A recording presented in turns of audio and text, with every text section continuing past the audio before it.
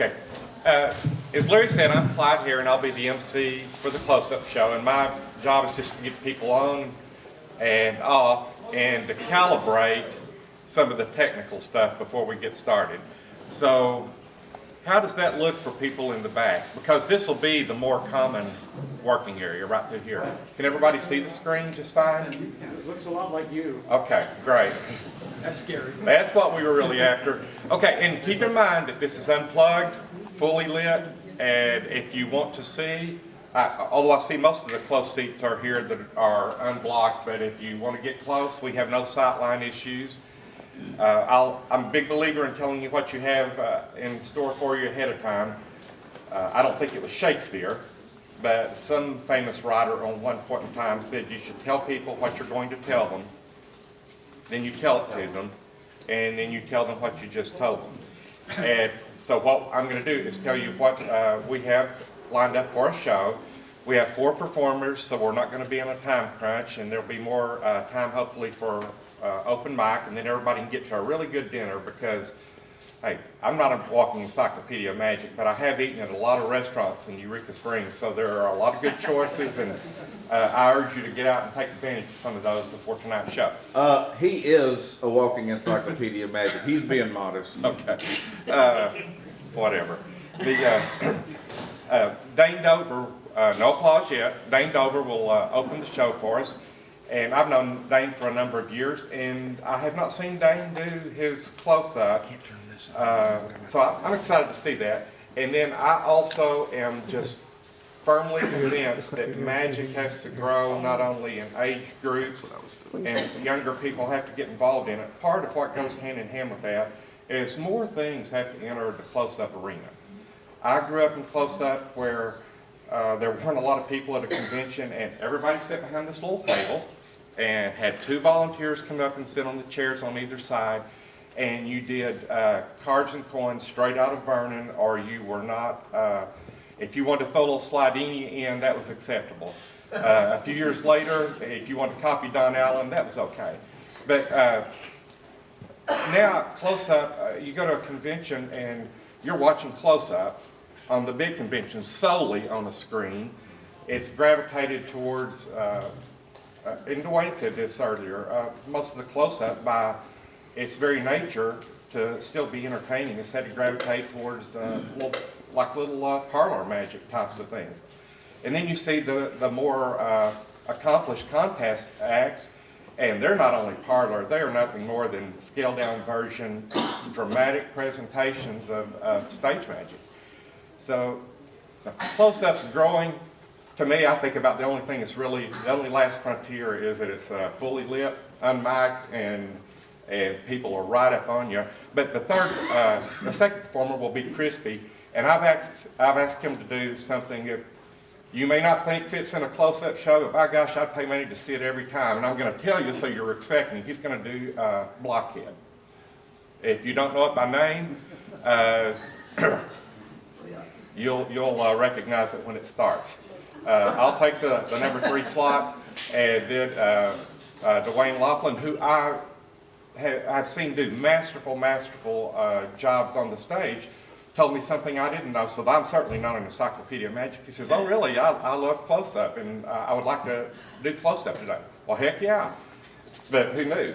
So I'm actually extremely excited about that, so without further ado, we're going to get the first performer started up here. He's a stage performer, he does mentalism, he lectures, he'll do your taxes, and he is an expert about the principles involved in accounting for your magic business if you want to pick his brain on that. But today, he's here wearing the close-up hat. Would you welcome Dane Dover? Thank you very much. First thing I need is a volunteer. So I need someone who can follow directions. Janie? Oh, God. Yes? Could you help me? Seriously. I don't follow directions now. Oh, yes, you do. Joel, how well did she follow directions? I follow hers real well. Got it. Could you sit here, please? Good husband. And it's nice to see you again. I saw you at lunch. And then we didn't have anything prearranged, No. correct? Okay. Now remember, took my mind last night. Okay, so I'm going to do a card trick. And unfortunately, and this is what I wanted to say today, unfortunately, really good card tricks start this way. Would you pick a card? But unfortunately, really boring card tricks start the same way. Would you pick a card? So today, I want you to hang with me. I want you to say that we're not gonna vote till the end. But so I want you to know that this may be very boring, or it may be very good, but I'm gonna let you decide. All right, so Janie, here's what we're going to do. I want you to think of a card, first of all. Get one in your brain, and don't forget it. Okay? You got one? Okay, so here's what I want you to do. I'm going to take the cards here, like this. I'm going to cut them. And what I want you to do is, if it is a black card, I want you to take this half of the deck and put it on top of that half. If it is a red card, I want you to take this half of the deck, put it on top of that half. Wait a minute, I'm going to turn around. So I can't see what you do. And then I want you to push the whole pack somewhere so I don't know which one you did. Okay? So black here to here, red here to here. All right? You got it? Got it. Okay.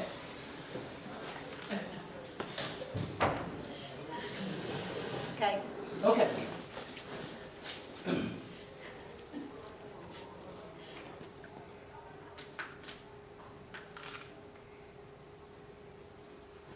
Trying to see if I can get into those lovely brain cells of yours. I told you I don't have any.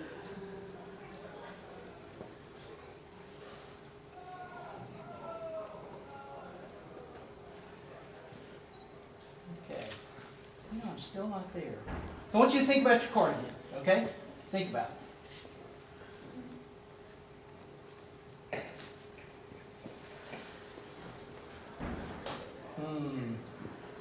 I don't know. Let me see. So, are you bored yet? Almost. Getting Okay, there. almost. Okay, good. Okay. All right, so I think I'm getting somewhere. Okay? So now, what I want you to do, thinking about your card again, okay? If your card is a heart or a spade, okay, I want you to take this half, put it here. If it is a club or a diamond, I want you to take this half and put it here. Say All right. say it again. Heart or spade, take this half, put it here. If it is a club or a diamond, I want you to take this half and put it here. Got it. Okay? We'll turn around. Okay. Now you notice I've already broken one rule of theater, which is never turn your back on the audience. You'll also notice, hey, you're still here. That's great. All right. So you've done that. Yep. All right.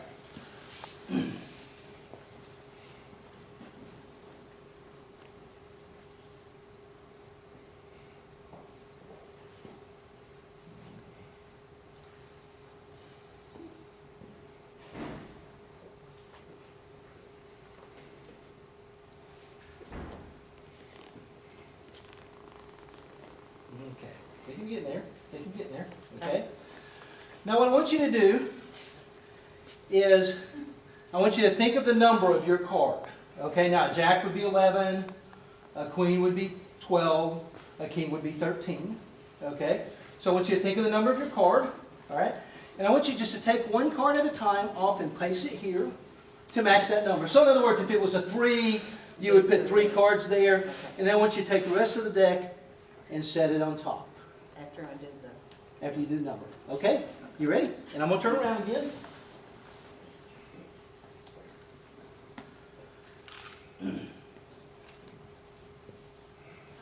And I promise I'm not watching the film.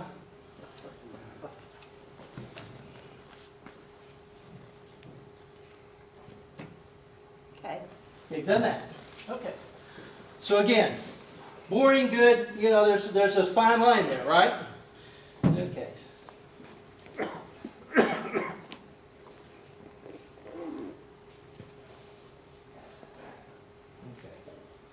I think I'm getting there. All right, so here's what I want you to do this time. As I turn around, I want you just to deal cards one at a time and just leave them here, okay? Just as you deal them, just leave them here on the table, all right? And stop anywhere you want to stop, Oh, okay. okay? But do, and I'm not giving you a number, but do somewhere between 10 and 20. Just so, and just deal them here and leave them in a pile on the table. Okay?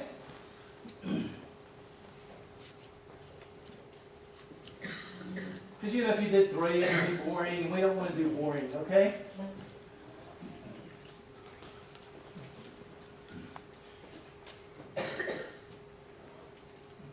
Just stop whenever you want to stop. Then do I put this on top of that? Nope, just set it on the table there. Okay? You Okay. done? Okay. So, we have here the cards that you dealt. Whoops, didn't mean to do that. You stopped anywhere you want to stop. You picked a card out of your brain, correct? I mean, nobody forced the card on you in any Right, way. right, right. So far, this has kind of been a little bit of a boring trick. Wouldn't you agree? Okay. Would it be a good trick if you happen to stop where your card is? Yeah. Would that be a good trick? Let's check and see. Does that happen to be your card? It does? Okay. Would it be a great trick if that happened to be the only card in the deck?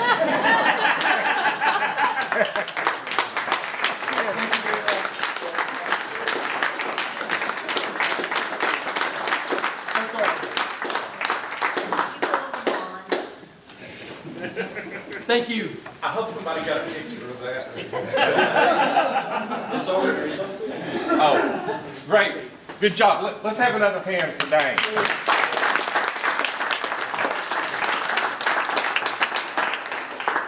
Question, how many of you sweated along with Dane there?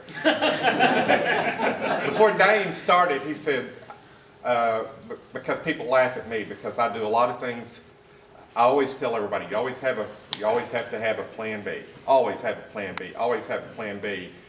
And then when I mess up, it's always because I don't have a plan B. But no, Dane led everybody right down the path, and that was just really gorgeous, and I hope you really appreciated that. So that was cool. With Jenny, you need to plan C. I'm going to get that back on video, and I'm going to figure out what's going on. As I said, the second entertainer this afternoon will be Crispy, and he has I'll let other people tell you more about him. Some of you remember him from last year, and he performs in, I don't know if it's a circuit, but he is a really legit, bona fide, same thing, that's fairly redundant. Also, it's repetitive. But it just kind of goes on and on if you don't want to stop that train of thought. But he did something that I absolutely loved, and it's one of the oldest, most classic carnival performances, and I've asked him just to perform that for you. Last year, on the Closeup show, I asked him to do the human pincushion, and that was wonderful from my perspective. I just sat up here and enjoyed watching everybody cringe, and I thought, you have to expand your mind. If we keep magic constricted to cards and coins, you know, we hear all these lectures about let's get out of the box, and this is. So without further ado, to present Blockhead, would you welcome Chris?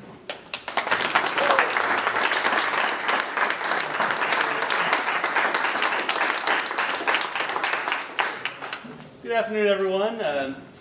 I am a classic sideshow circus performer, but when I throw variety shows, magic, juggling, all these variety arts, live entertainment, life skills, they all go hand in hand. I learned so much out here. It's actually inspiring me. I'm starting to get back into magic, an old love of mine as a child that I haven't done in 25 years or more. But today is about the sideshow. See, folks, I run the Crispy Family Carnival out of Tulsa, Oklahoma. We spent the last 15 years crisscrossing this country, performing all kinds of state fairs, county fairs. We do little street carnivals. We do the tattoo conventions, the biker rallies. And all these festivals always have this one little area. They have this little area where they're selling little herbs and ointments. They sell those little magnetic bracelets that are supposed to cure everything. Why, we did the Denver County Fair. You want to talk about the herbs they're selling out there now? Ask me the story later. But there's one cure they don't seem to talk about. That's all right, because I have the cure right here today. Ladies and gentlemen, I want to talk to you about a very serious ailment. This is an ailment that affects many couples late at night, in the bedroom. Especially it affects the men as they get a little older in life. Get that smirk off your face. That's not what I'm talking about. No, folks, I am talking about that nighttime affliction known as snoring. Now I'm going to need a volunteer. Who's my snorers out there? Do I have anyone out there that snores? Who's my snorer? This one right here? Why don't you come on up and give me a hand?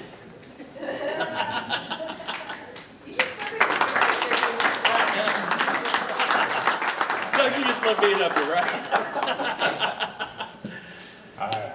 All right, Doug. Now, I meet so many people at these conventions. Who's the lady you're with here? Is this Jocelyn. this wife? This is the wife? So, Jocelyn, how bad does Doug snore? I have to wake them up. You have to wake him up? I mean, is it like a bear sleeping next to a bear there, or is it like a train just going right through the house? Bear. Like a bear. Oh, Doug. Bear on a train. Doug. A bear on a train. Even better. Doug, what if I told you had a small, affordable, reusable device that fits comfortably in the nasal passage, clearing obstructions and curing your snoring forever? Does that sound like a good deal? How much is it? Say yes. Yes. That's great, Doug. It's what I have today. Is Dr. Crispy's Sign You Spike? Now, Doug, would you like to see a demonstration of Dr. Crispy's Sign You Spike? Say yes. Yes. That's great, Doug. Tell you what I need you to do. I want you to tilt your head back, look right at that seam in the ceiling. That's just right there. You can actually see a little notch right there. Yeah. Don't look at me. Just right there at the ceiling. Just perfectly straight up. Okay. Now, Doug, I need you to hold perfectly still. Doug, do not flinch. Do not sneeze. Do not move a single muscle. I'm flinching. Doug, look at me. Never trust a carny with a ship. Doug, we're going to give a demonstration of Dr. Crispy's Sign You Spike. As I told you, if it's comfortably in the nasal passage. What?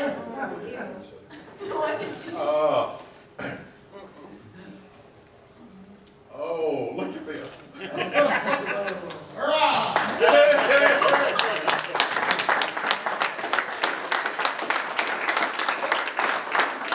if you're done, you just take it out.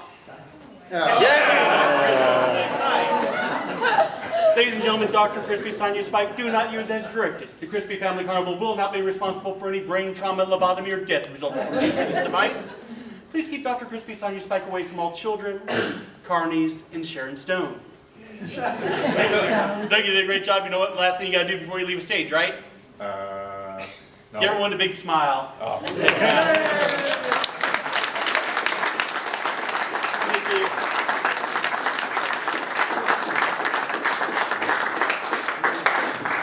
One more hand for Crispy.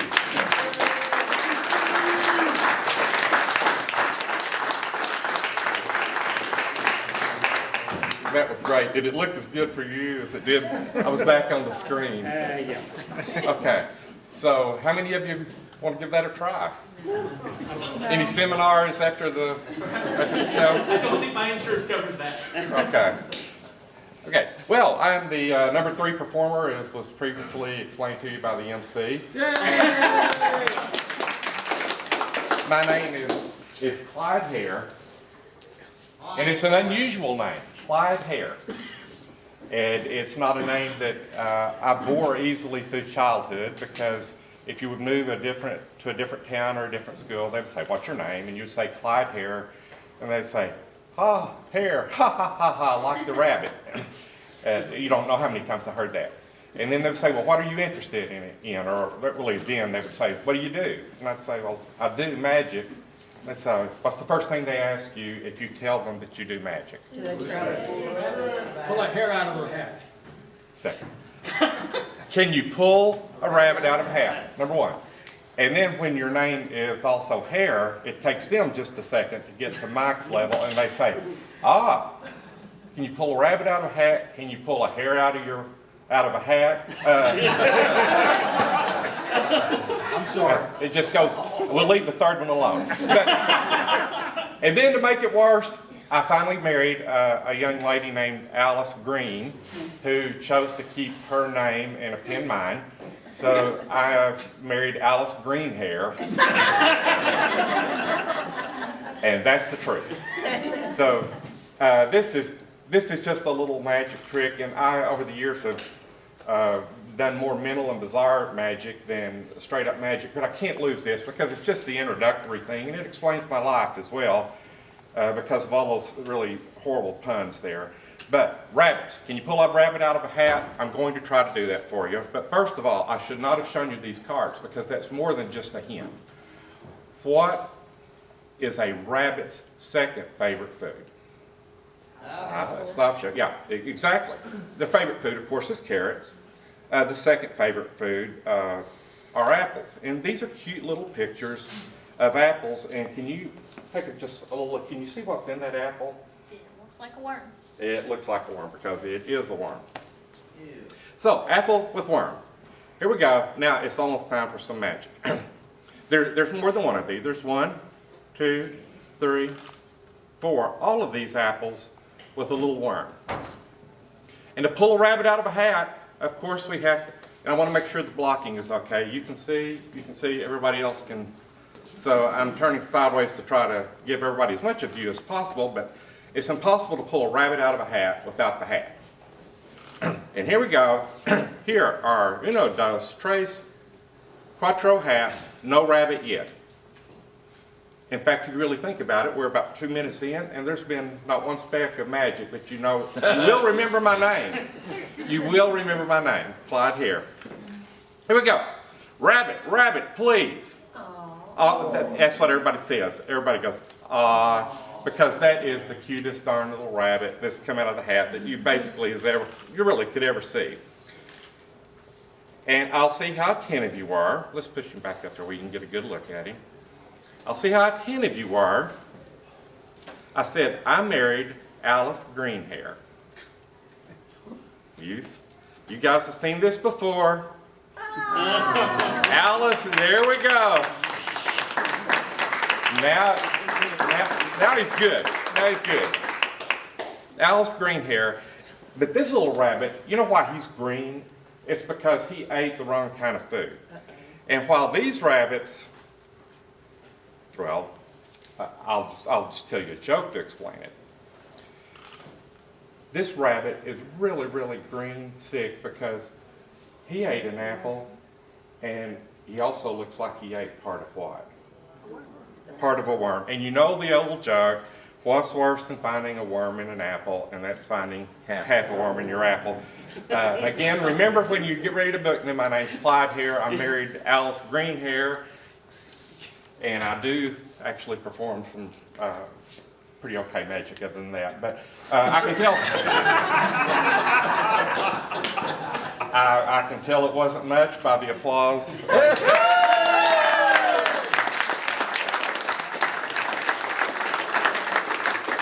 Obviously, I like to talk.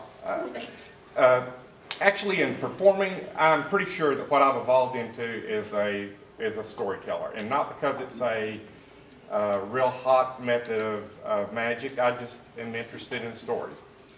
This next thing is not a story presentation, but there is a little story to it.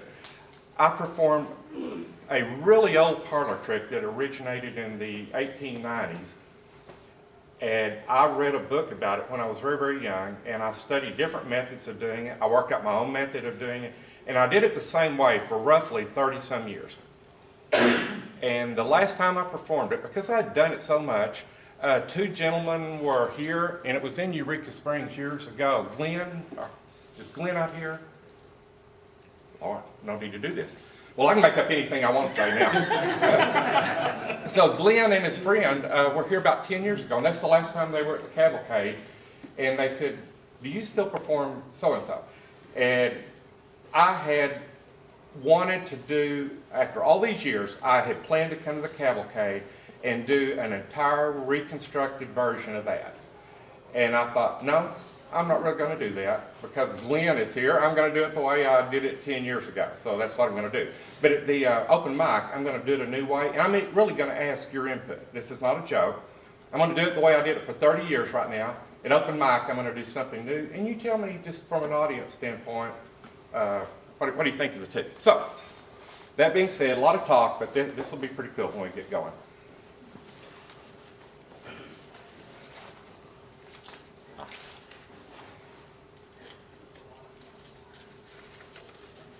You're probably groaning about cards, and I don't do a lot of cards.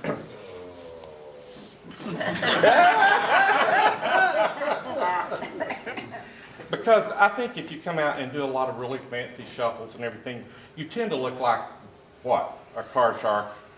And this really has nothing to do with that. This has to do with people making choices, multiple choices of cards under almost impossible conditions, and those cards being identified. It's all about the conditions, so if I go slowly and talk about the procedure a lot, I really want you to kind of think as we go how hard it is. I'm going to deal some hands of cards, but before I do that, the cards that get dealt are going to be determined strictly by you by simply cutting the deck and completing the cut. So however you cut it, that's going to determine which cards of this deck are going to get dealt. So just a cut, just place it on my other hand. These are the cards we'll work with. I'll get to where the camera can follow me. You can see this on the camera. If not, I'm just going to deal a few hands. As determined by you, which ones? From a mixed deck. And none of that will really happen or really matter because the choices that you get are going to be so fair. John, I'll give you a pack. Or we'll pack the cards. Let's see. Can I give you some? If you're uncomfortable with handling cards, just tell me. Then I'll hand them to someone else.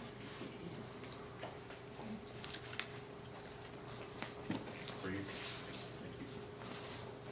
And back to you.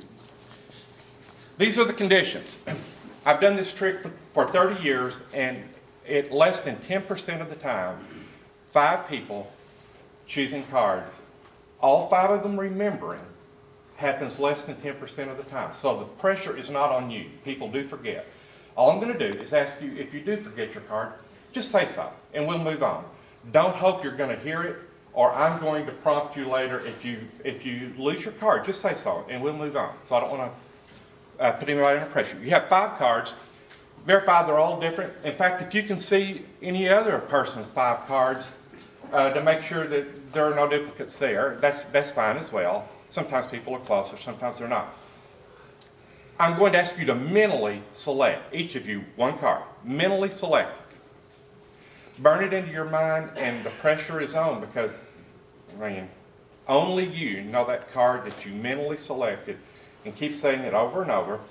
Shuffle up your packet, where even you don't know where in the packet that it is. And Ken, I'm going to ask you to help me. There are 5 people, I think, out here somewhere. Can you just collect all of those little packets?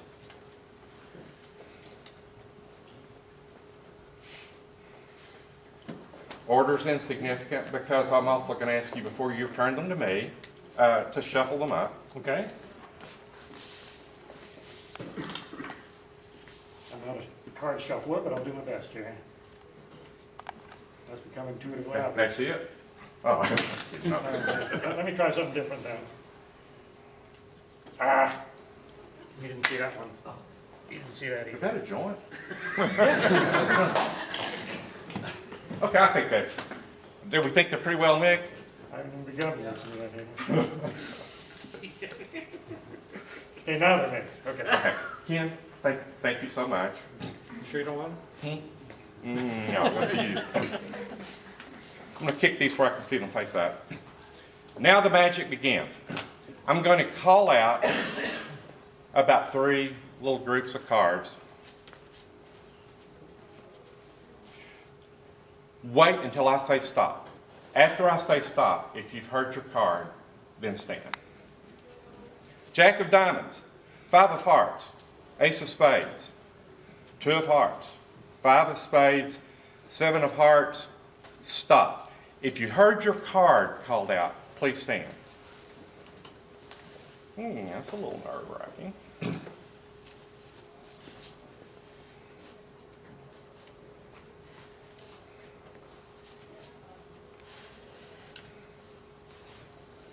Did you happen to, in any way, see the card that this lady selected? I don't think. I'm going to ask for just a tiny bit of help from you. just a tiny bit. Would you call the card that you selected, just mentally looked at, a high card? There are a couple higher, but pretty on up there, like the Jack of Diamonds, right? Yes. And of course, you selected the Five of Hearts, correct? You can see, great. We'll continue. Not so many this time. The Four of Diamonds, the Jack of Clubs. You can see, make sure I don't cheat on these. The Four of Diamonds, the Jack of Clubs, the Four of Hearts, the Queen of Spades. Stop. If I called your card, please stand up. Wowie. Interesting.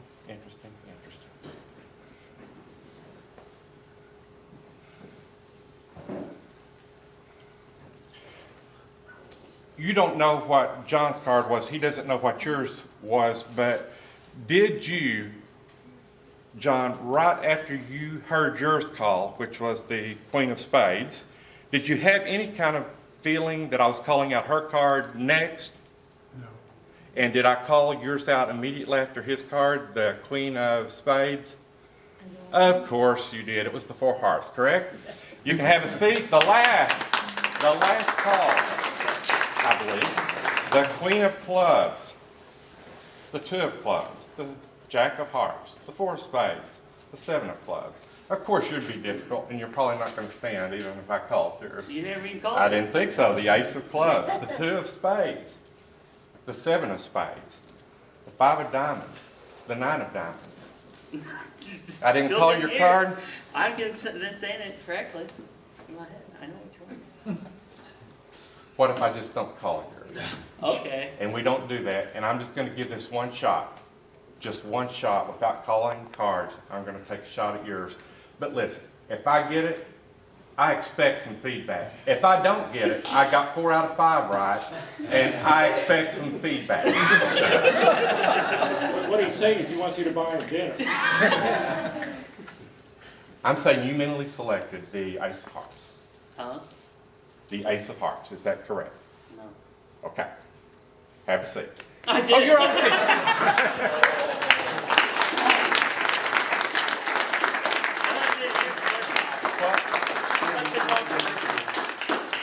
What was it? I'm just curious. Seven of Spades. Oh, you didn't stand when I called the seat. I didn't hear it. Oh, I'm sorry. I'm So sorry. Okay. that's Okay. my fault. No, it's not. It's never the spectator's fault, but in your case, yes, Yes, it is. your fault. Actually, it's always my fault. Okay. I'm sorry. Because I've been saying Seven of Spades, so I was saying No, it in my no, head. it's my southern accent. Don't worry about it at all. But think, had you had better listening skills, we would have robbed the house. Well, people are distracted. Okay, no problemo. Walking Encyclopedia Magic, I love that. But I'm going to do something that I learned. I don't have a fancy presentation for this. I learned this when I was 13 years old, and I learned, before I learned it, I saw it perform. And I saw the late, great, well, before this, a year before, I saw a man named Frank Capel, who lived in Little Rock, perform a trick with a black bag. And when he performed, he said, you know, when I was a young man, and of course that story was bogus because he was the same age as the person he was speaking about. He said, when I was a young man, I saw a magician perform with just a little black bag. And his name was Charlie Miller. And he said he performed and held an audience just captured for about 10 minutes with a little black bag. And when I was 13, I was at Bill Pitt's house. And a man was traveling across country on a lecture tour, and our club was too small to afford to book him for a lecture.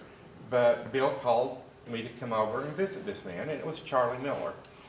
And Charlie Miller, I had never seen this, and he said, Clyde, I want to show you something. He said, when I was a boy, I saw Max Malini stand in front of an audience of people and perform for 10 minutes, 15 if you count my introduction, about 10 minutes with a little black bag, and this is the part that is absolutely true. He taught me his handling with the bag. He sold me a bag that his personal seamstress made, and in the early days, that was before he sold them some on the lecture tour. Magic Incorporated sold them later. And because he had no money whatsoever, aren't you glad you're magicians, he had to repay Bill for giving him lodging.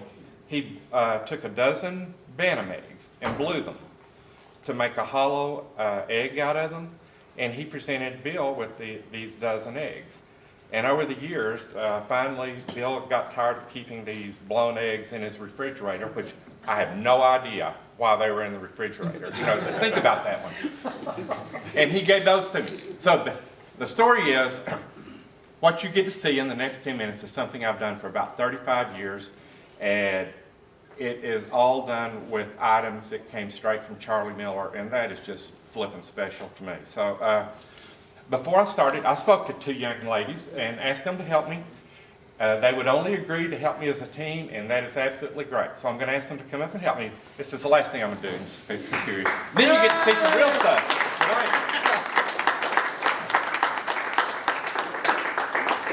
Did you tell me your name before? Or you just stand right here? Okay. Okay, you stand on the right side. Okay, your name is? Anna. Anna. Now, I know you're really shy, I've been told that, but because of what I'm going to ask you to do, I'm not going to ask you to take your jacket off, but you are going to have to use your hands to maybe hold my wrist or whatever. So that's the only thing. I mean, it'd be kind of funny looking if a shirt was holding me. Okay, so Anna, and you are? I'm Sonia. Sonia. And are you guys friends? Are you? Yeah, we're sisters. Sisters? Who's are you twins? No. Anna and Sonia? Okay. Well, the people there can't see everything that you can see. They can kind of see, they can see the screen, but I mean, you're right up here, and I want both of you to come closer. I've already asked their father for permission on this, and now, you know, you have to get the disclaimer and the limited liability form signed before you begin performing. A black bag, this is not, just feel of it for a moment. It's really tightly stitched, but in addition, does it feel like any material you've ever felt before? Honestly. Not really. Right, because it's called silk crepe, and that is just rarely manufactured anymore.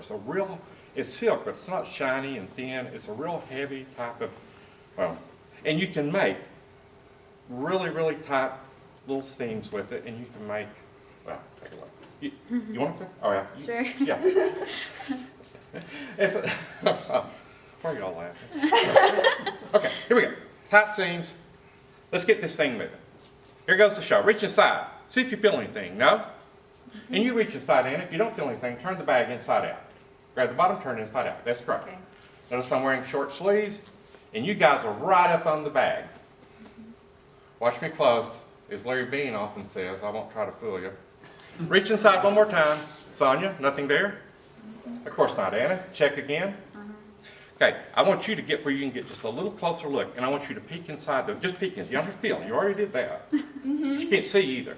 So we have a sense of touch, we have a sense of sight. Okay, I want you to hold your hand out, Anna. We'll act like this is a little invisible leg. I'll just reach, toss it into the bag. You see that happen in the bag that you were just looking at? Yeah. You did? Well, of course you did. And that's why inside the bag is a little tiny egg. What? Okay, come a little bit closer. That's what I feel. Right? Now, this is not a lie. I don't know if you paid any attention. I wasn't making all that stuff up. This is an egg that was prepared by Charlie Miller, the deceased master magician. It is an egg, but he had a special little process where he'd take the insides out so a baby chicken wouldn't hatch in the middle of your performance, or it wouldn't crack and get your bag all wet and runny and everything. So this is an egg. It's very delicate, and so you can feel it, but you'll see this very light, right? Same thing. I want to tell people that because I don't want you to go back later and say, that was a fake egg, or that was a sponge egg, or that was a hologram. This is a real egg. It is just hollow. Okay, I'm going to ask you some questions. In the right hand is the Egg. left hand. Bag. Let's have some proof and verification. Remember, it could break, but just tap it there. Okay, watch me close. I won't try to feel you. Here goes the egg. And it just into the nethers of time. I see you looking at the bag. Why would you do that for? It's very fragile, so it's good up here, doesn't it? Watch again. Nothing weird? Tightly sewn seams. You know how to do this. Reach inside. Feel anything? Don't think so. Same thing. If you don't feel anything, turn the bag inside out. Turn it inside out. People out there are saying, Now he's good. once again, I'm going to give you a special instruction this time. Check inside the bag one more time. You can look. You can put your hand in there this time. Because I'm going to ask you to take your fingers and hold them out just like that. Just out like that. And we're going to hook the bag. Now, if you just use your fingers, it'll fall. So you've got to put the thumb pressing against the finger with the bag material in the middle. See, that's very good. I think you about got it. You can take a look inside, right? Okay. Hold your hand out again. It's the all invisible egg thing. Watch me close. Just a little toss, a little flick. And what, would you be shocked? Yeah. Would you be shocked? Inside the bag.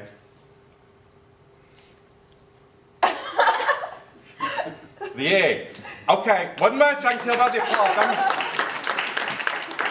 Had the applause been a slight bit better there, I would not do it this last time. But you have nobody to blame but yourself. Yeah. This is the last time. And this is the part I love. Okay. I'm going to have you, remember, this is delicate. Kind of gently hold it. Okay, just like that. Now take your left hand and place it over the top of my right wrist and wrap your thumb around it. And do not let go. No matter what you do until the trick is over, you do not let go. Okay. I want you to take the bag and your left hand, again, that little thumb and finger thing, it's what keeps the bag from going straight. And that's going to be important because in a moment the egg's going to be in there. So you can't, you know, if the egg drops, it'll be worse than him not hearing the car. It'll be a Charlie Miller egg that's been totally destroyed. So what do you think you're going to do with the right hand? On top of my left wrist, grasp it, wrap your thumb around tight. Now here, these are not rules, these are just guidelines. You may want to get a little closer because I have to have enough freedom to do the trick, but you cannot let go. So if I do like that, move with me. Don't restrict me from moving, but please don't let go. Very gently, without me being involved, and without you dropping, you know, you got to pull this guy, you got to pull this off, guys. You got to transfer the egg into the bag successfully. Once you drop the egg, a little white thing, yeah, into the bag without me being involved. I want you to peek in and tell me what you see inside the bag. The egg. The egg. Okay, here we go. Oh, hey, aha, remember the guideline? Don't let go because they think I cheat if you let go. You're doing this, and think about the lack of logic here. You're doing this so the egg can't go up my sleeves, right? Just something to think over. Thanks. May I now have the bag? Here we go. Just give me enough freedom to work. You'll be familiar with some of this. Just enough freedom to move. Tap. Make sure it's still there. Still feel it? Here we go. We'll get this on film. I may want to watch it later. Here we go. Goes the egg. Gone. Why are you looking at the bag? Don't let go. Don't let go. Don't let go. Watch. Tightly stitched. No bag. Could be more tightly constructed. No egg. Reach inside. Anything inside? Same for you. Reach inside. If nothing there, turn it inside out. Great. Great. Let me just straighten the bag out. Now this is going to be really, really, really tricky. One more time. Just take a look inside or feel inside. Either one side. I want each of you to hold. Oh, you can too. Okay. Okay. I want each of you to put your fingers out like this. And we're going to use your thumbs too. You're going to hook this in. You're going to hook this in. Let's look inside. Nothing. Okay, don't let go, or we'll drop it. You're going to have all the responsibility here. You're going to let go, and you're going to take the invisible leg off my palm. All right? You let go. No. I knew that was too confusing. Hold on to my hand. Let go of the bag. She's got it. Take the invisible leg off of my hand. That's right. Toss it in. Look, she's making it hard on you. Why are you jiggling the bag? Huh? Well, it seems like it's jiggling to me. Okay, very slowly, because this is on video forever. I want you to reach into the bag with your left hand And if you find anything inside, I want you dramatically, if you possibly could, while people are standing to applaud, remove.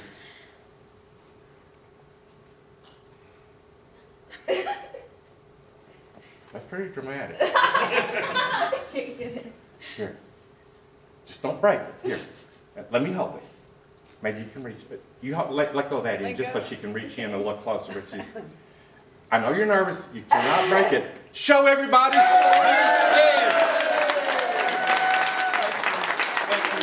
you guys can go back to the seat. Thank you. You guys were great.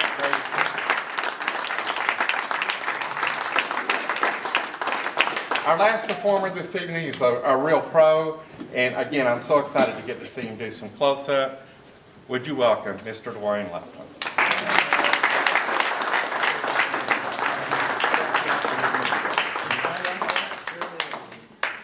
Well, I have a story for you about something I saw a long time ago. It baffled, it bothered, it bewildered me. A gentleman had a red handkerchief, and he was standing in front of a fine audience like yourselves. He had a red handkerchief, he had a left hand, he had a right hand, a red handkerchief. That's all he had. And that's why I was stunned. I was absolutely shocked when I realized he pushed that red handkerchief into the top of his hand, and a white handkerchief was coming out the bottom of his hand. I watched very carefully. I saw less red. I saw more white. In fact, soon I realized absolutely, positively, it had turned white right before my eyes, and I went crazy. That was the most exciting, thrilling thing I had ever seen. But I also said to myself, I wonder how he does that. What is the secret to the color-changing handkerchief trick? So I went about on a quest to learn the secret. I finally learned it. Shall I share it with you? Yes. I knew you'd say that. I discovered that sneaky gentleman was using 2 handkerchiefs. Who would have thought of that? Quite a revelation, isn't it?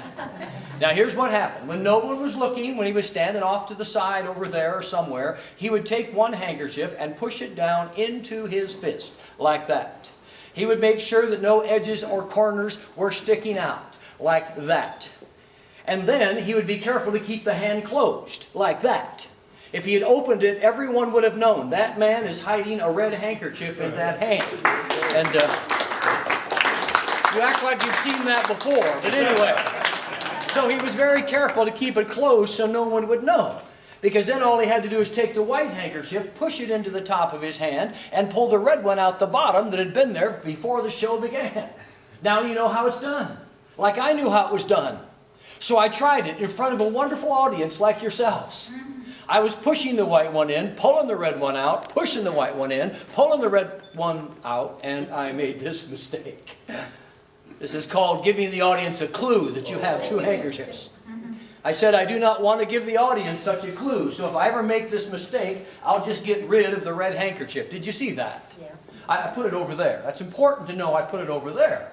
Because if you know I put it over there, if I push the white one in and I pull the red one out, since you know it's actually over there, there's a chance. Just a small chance that you will be as baffled, bothered, and bewildered as I was first time I ever saw this crazy thing happen. And folks, that is the secret to the color-changing handkerchief. Aren't you glad I surely did? I am an illusionist. That means I specialize in things that puzzle the mind and surprise the eyes. I use a variety of techniques. One technique has to do with the hands, and you might be curious about this. Have you ever wondered if the hand is really quicker than the eye? Well, it's time to decide on your own, because this is called keep your eye on the ball.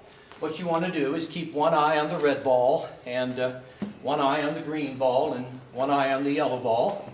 You might not have enough eyes, but do the best you can. So here's how it goes. One ball will take the red one. It is placed into the hand like that. Another one, the green one, is placed into the hand like that. The yellow one is placed back over into the box like that. We don't use it. So how many in this hand? 2. We'll start over again. We have a red ball, a yellow ball, and a green ball. The question is the hand quicker than the eye? We'll do it a second time. The red ball goes into the hand first. Watch carefully, like that. Green ball goes in second, like that. Yellow ball goes back over here, like that. Now I should tell you, I've been doing this a long time for lay people. Magicians already know what the end of the trick is. But lay people, tend to think that something's going on over in this hand. In fact, sometimes they lean over to a person next to them and say, hey, he's got something in the other hand. I knew you'd say that, Mike. So I'm very careful never to put anything in that hand. But in this hand, I have a red ball, a yellow ball, and a green ball, and sometimes audiences go crazy about that. But other times they say, could you do it one more time a little bit slower? So we'll slow it down for you. Yellow ball goes in first.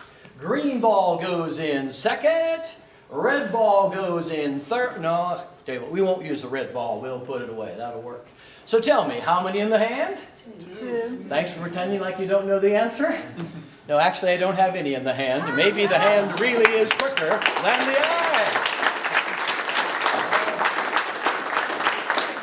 So that's a little bit about me, but I must tell you that it's time to learn something about an audience member. We are blessed today. We have some fabulous people in this audience.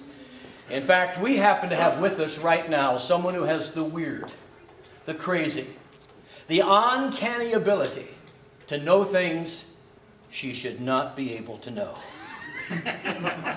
Tell us your name, please. Deborah. Deborah, that's exactly right. This mind reading thing is already going. Always comforts me when you say your name like that. Now, Deborah, we have people out here. If you look around, you're going to see it. They are skeptics, doubters, unbelievers.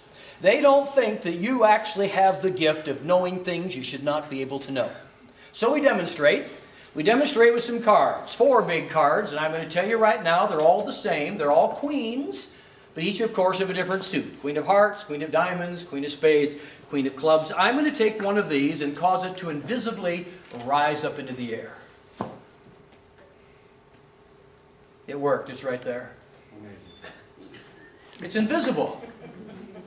Okay, audience, you don't seem to be impressed. You act like you see this every day. I'll do it again. I'll do it again.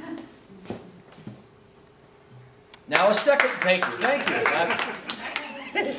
I need you, Ken. I need you. So now we have 2 cards that have invisibly floated up above the others, and they're hanging right here. Deborah, I'm going to give you a chance to read my mind because I know the colors. And I'm going to tell you right now they're both the same color. Tell me, is it the 2 red cards up here or the 2 black cards up here? What do you say? Red. Red. She's exactly correct. Let's hear it for my reading, Deborah. I told you she could do it. You know, not everybody clapped for that.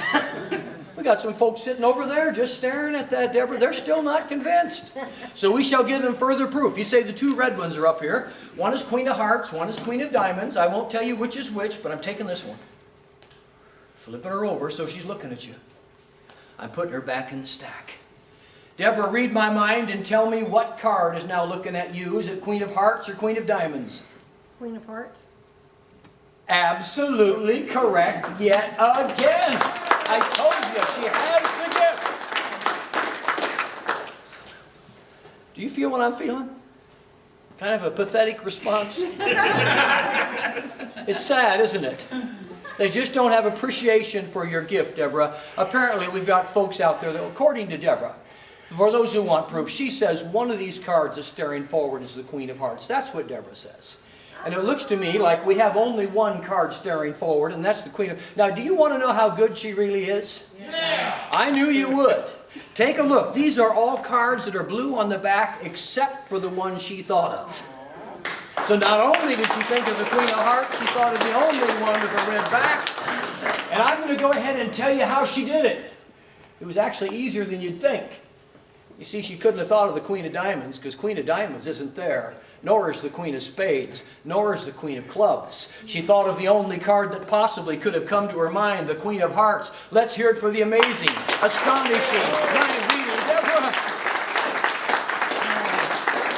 Thank you, Deborah. You were terrific. Now, just a little bit about my journey into the world of magic. When I started, got very excited about a trick. I thought it was absolutely awesome.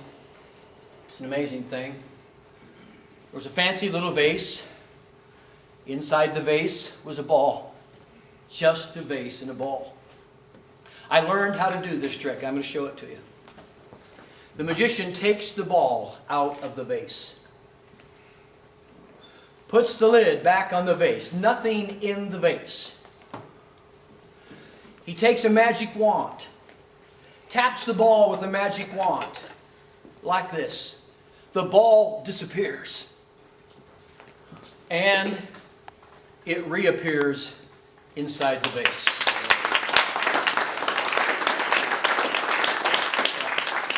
It pretty much got that reaction the first time I showed it to somebody, and I realized I'd gone down the wrong path. Apparently, modern sophisticated audiences do not want to see the ball and vase trick. Do you know what the modern sophisticated discriminating audience wants to see? What? A card trick. Of course. How could I have been so blind? So I said to myself, I will learn a little bit about playing cards, how to do the kind of tricks that magicians do, how to mix the cards up, all different cards, young man, take a look, all kinds of different cards here, how to mix them up, and then to have someone, in fact, what's your name? Thomas. Thomas, just tell me when to stop, and you can pick a card here. Stop. Right there, take it out of the center. Don't let me see it, Thomas. In fact, I really probably shouldn't bother anyway, because some of you are not going to believe this, but I discovered not everybody likes card tricks. There are actually people in this world who think they've seen too many card tricks. Can you believe it? Unbelievable. No, I think she's agreeing there. So just for you, forget about the card trick. It occurred to me, a revelation. I know what the modern, sophisticated, discriminating audience wants to see. Of course, a trick with a silk handkerchief. Tell me you didn't know I was going to say that. Yes, I said, okay. So I had a fancy little pocket square, and I said, what I'm going to do is I'm going to learn how to push this into my hand and do something really incredible. So I learned how to push it into my hand, and guess what happened? It disappeared. Well, you were close, but actually it turned into a red ball, but that's all right. Because I realized that even the trick with the handkerchief wasn't enough. But of course, if the red ball is here, then we have to ask the question, what is over here? We'll take a look. Could it be a handkerchief? But apparently there's imprinting on the handkerchief now. Young man, what card did you select? The 10 of hearts. Well, wouldn't it be amazing if now printed on that pocket square was the 10 of hearts? Folks, that might just be the trick the modern audience wants to see. Thank you, Thomas. You are awesome. Well, I can see that you really are a sophisticated, discriminating audience, so we'll just explain a little bit more about this art of illusion. Someone has said, an illusion's when you do see what you don't see, and you don't see what you do see. When it's all over, you don't know what you did see. But hopefully you were glad you got to see it. So I'm going to step out so everyone can see this up close. I've got 3 loops of rope. You've heard of a 3-ring circus. Well, this is our 3-ring illusion. Each loop of rope is tied very tightly with a knot. And because of this, there is something that is not possible. That was a little joke. Very little. Very little, I can see that. That's something that cannot be done. And that is, you can watch from back there, Thomas. There's absolutely no way that you could cause these circles of rope to intersect or connect without untying that knot or that knot. So if it looks to you like somehow, some way they have come together, you say to yourself, that must be an illusion, right, Jamie? Yes. Yes, see, that's because that can't happen. There's no way. Unless you untie this knot or that knot, they cannot connect. But it's amazing how much it looked like it. Did it not? Now, sometimes, not only does this challenge the sense of sight, it also challenges the sense of touch. I'll show you what I mean. 2 separate circles of rope, each one tied with its own knot. Take a look, Thomas. In fact, grab one there. Does it look like they're connected? Yes. He said yes. Hang on tight. All right. Really tight. Does it feel like they're connected? Yes. He said yes. Let go for just a second so I can show them. He says it looks like it. He says it feels like it. Let's show them again. It's an amazing movie. Go ahead and show them there. It's amazing how much it looks like it and it feels like it when they're really not connected, because you could not without untying the knots. I've heard on special occasions, such as our Cavalcade of Magic here in Eureka Springs, once in a while the illusion can be created that all 3 circles of rope come together like a chain. When this happens, audiences go crazy.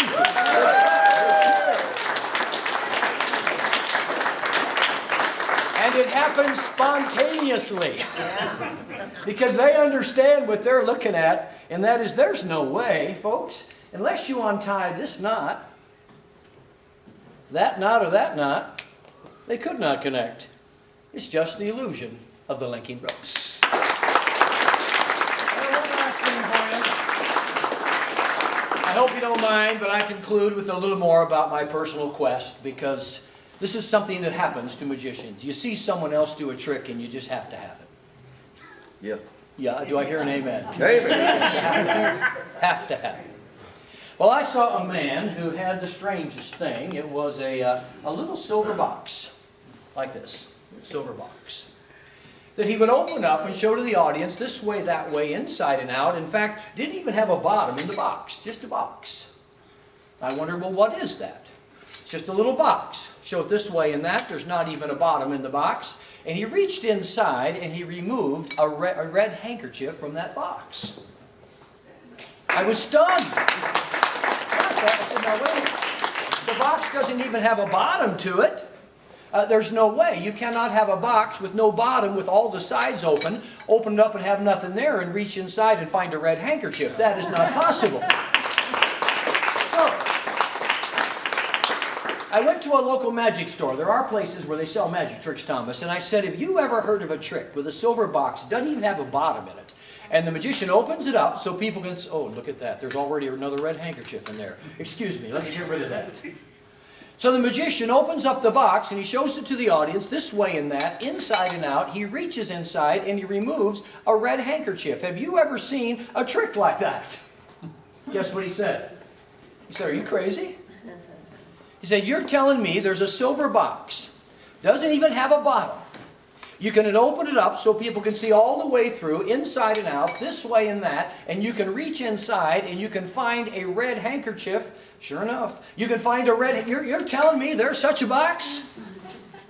I said, yes. He said, no. He said, I've never heard of such a thing. And he said, besides, if there was such a box and it had a red handkerchief in it, maybe it even had several red handkerchiefs in it, he said, I don't really think that would be a particularly good trick. So I hope you don't mind, this is an illusion. I've made it look like I put the red handkerchiefs back in the box.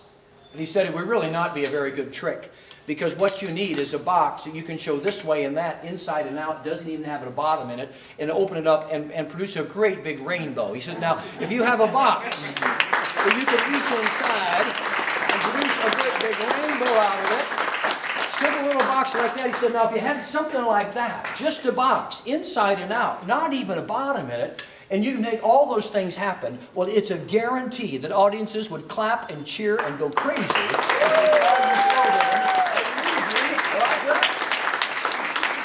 that's it from my part of the close-up. Thank you.